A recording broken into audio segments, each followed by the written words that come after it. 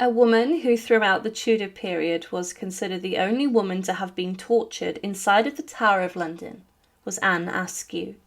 She was a very religious woman. However, she was brutalised at the hands of two of Henry VIII's most senior government officials.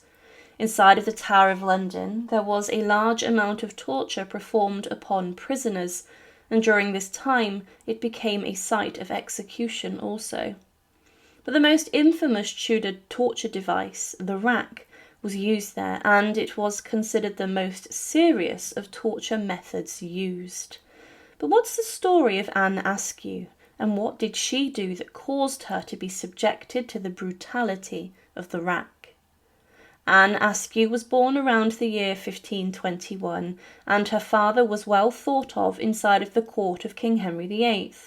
This was a position which was wanted by many different people across the land, as they would be given anything to be favourable to the king.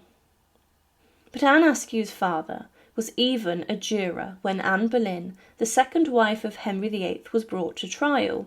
Anne Boleyn was accused of a number of false charges, including adultery, and many jurors, such as Mr. Askew, would condemn the king's second wife to death, and she eventually lost her head inside of the Tower of London.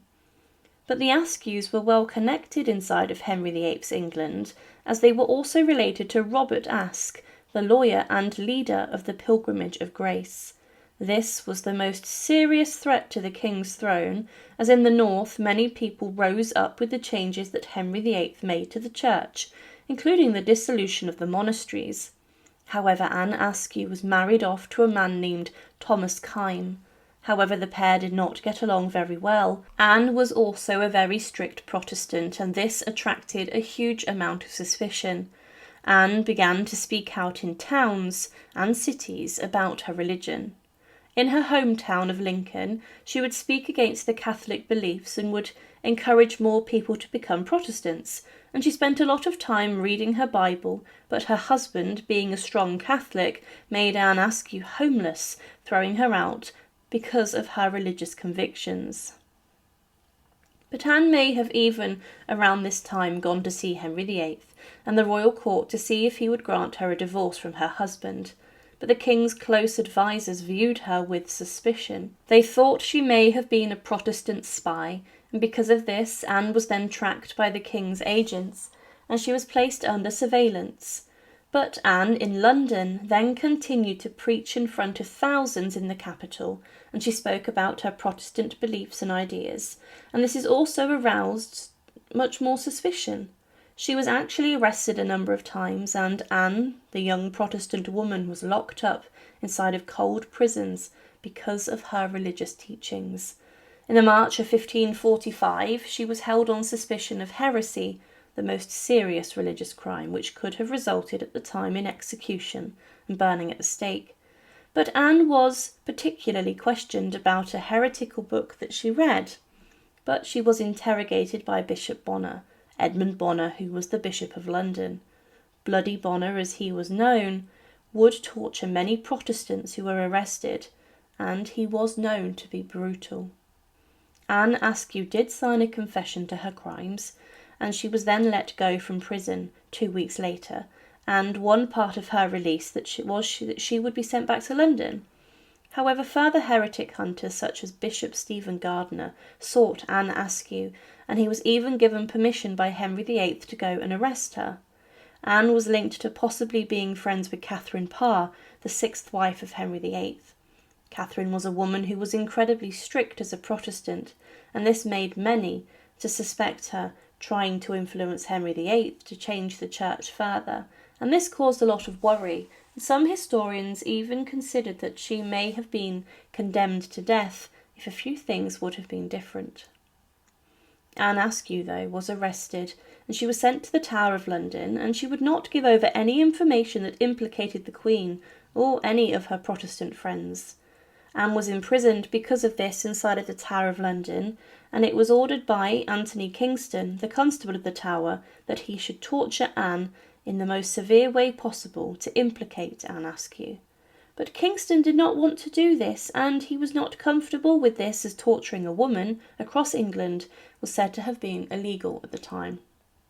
Because of this, 2 of Henry's most loyal subjects and 2 men who sought power were dispatched to torture Anne Askew at the Tower of London.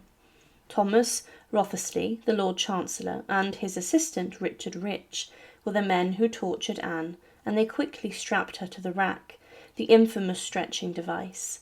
She was ordered to give over the names of other heretics and Protestants, but the 2 men then began to turn the device, stretching her limb from limb. With each turn, more brutality was inflicted upon the young woman, and it was said by Anne herself that "they put me on the rack because I confessed no ladies or gentlemen to be of my opinion. The Lord Chancellor and Master Rich took pains to rack me with their own hands, till I was nearly dead. I fainted, and then when they recovered me again. After that I sat 2 long hours arguing with the Lord Chancellor upon the bare floor. With many flattering words he tried to persuade me to leave my opinion. I said that I would rather die than break my faith." Anne Askew had been brutalised and broken by her torture ordeal. She had almost been killed by it, and her limbs were dislocated, and she was in a severe amount of pain. The interrogation continued, and when enough suffering was inflicted upon her, she was then ordered to abandon her faith and was left screaming in agony and pain.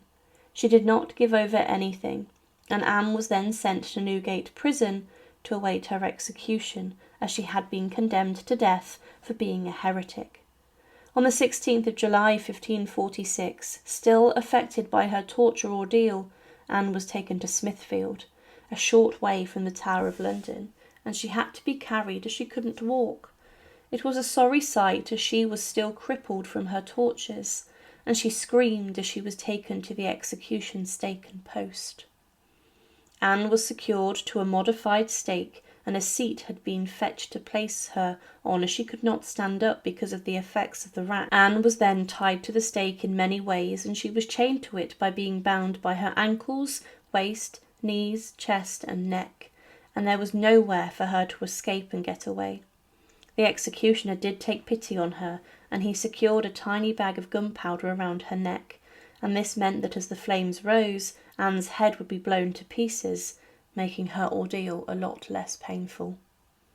Alongside 3 other men, Anne Askew was burned, and she screamed as the flames went higher, and then succumbed to them.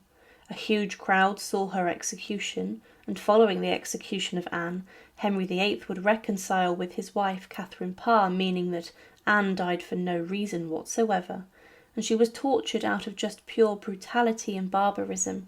Henry VIII was dying, and he did not have long to live, and in his final months and years he tolerated the differences he and his wife had with regards to religion. However, Anne Askew became known for the most brutal and barbaric victim of the Tower of London, as she was the only woman in history tortured on the rack.